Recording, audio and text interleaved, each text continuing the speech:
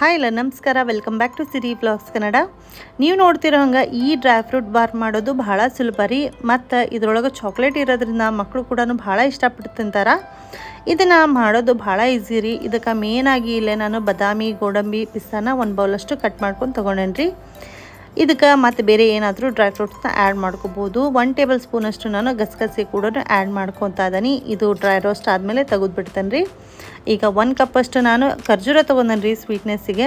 ಮತ್ತು ಇದಕ್ಕೇನು ಸಕ್ಕರೆ ಕಿಕ್ಕರೆ ಏನು ಬೇಕಾಗಿಲ್ಲ ರೀ. 3 ಟೇಬಲ್ ಸ್ಪೂನಷ್ಟು ತುಪ್ಪ ಹಾಕ್ಕೊಂಡು ಹುರ್ಕೊತೇನೆ ರೀ. ಅದಾದಮೇಲೆ ಡ್ರೈ ಫ್ರೂಟ್ಸ್ ಎಲ್ಲ ಮಿಕ್ಸ್ ಮಾಡಿ ಕಂಪ್ಲೀಟಾಗಿ ಮಿಕ್ಸ್ ಆಗಬೇಕು ರೀ. ಇದು ಅಲ್ಲಿವರೆಗೂ ಹುರ್ಕೊತೀನಿ. ಇದಾದಮೇಲೆ 1 ಟೇಬಲ್ ಸ್ಪೂನಷ್ಟು ತುಪ್ಪ, 1-2 ಟೇಬಲ್ ಸ್ಪೂನಷ್ಟು ಜೇನುತುಪ್ಪ ಹಾಕ್ಕೊಂಡು ಮಿಕ್ಸ್ ಮಾಡ್ಕೊತೀನಿ ರೀ. ಅದಾದಮೇಲೆ ಮೋಲ್ಡಿಗಾದರೂ ಈ ಥರ ತೆಗೆದು ನೀವು ಹಾಕೋಬೋದು, ಅಥವಾ ಬೇಡಪ್ಪ ಅಂದ್ರೆ ಉಂಡೆ ಥರನಾದರೂ ಮಾಡ್ಕೋಬೋದು. ನೋಡಿರಿ, ಇಲ್ಲೇ ಮೇಲೆ ನಾನು ಡಾರ್ಕ್ ಚಾಕ್ಲೇಟ್ನ ಆ್ಯಡ್ ಮಾಡ್ತಾ ಇದ್ದೀನಿ. ಸ್ವಲ್ಪ ಗಸಗಸೆ ಕೂಡ ಡೆಕೋರೇಷನ್ಗೆ ಹಾಕ್ಕೊತಾ ಇದ್ದೀನಿ.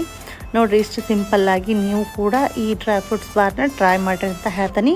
ಮಕ್ಕಳಿಗೆ ಭಾಳ ಇಷ್ಟ ಆಗ್ತೈತೆ ರೀ. ಹಾಗಾಗಿ ಒಂದ್ಸಲ ಟ್ರೈ ಮಾಡಿರಿ, ಹೆಂಗೆ ಬಂತಂತ ಕಮೆಂಟ್ ಮುಖಾಂತರ ತಿಳಿಸ್ರಿ. ಇದನ್ನು ಆರಾಮ್ಸೆ ಫ್ರಿಜ್ ಒಳಗೆ ಸ್ಟೋರ್ ಮಾಡಿ ಇಟ್ಕೋಬೋದು ನೋಡಿರಿ. ಮತ್ತೆ ಸಿಗ್ತೇನೆ ರೀ ಇದಕ್ಕಿಂತ ಚಲೋ ವಿಡಿಯೋ ಜೊತೆ. ಅಲ್ಲಿವರೆಗೂ ಟೇಕ್ ಕೇರ್, ಬಾಯ್.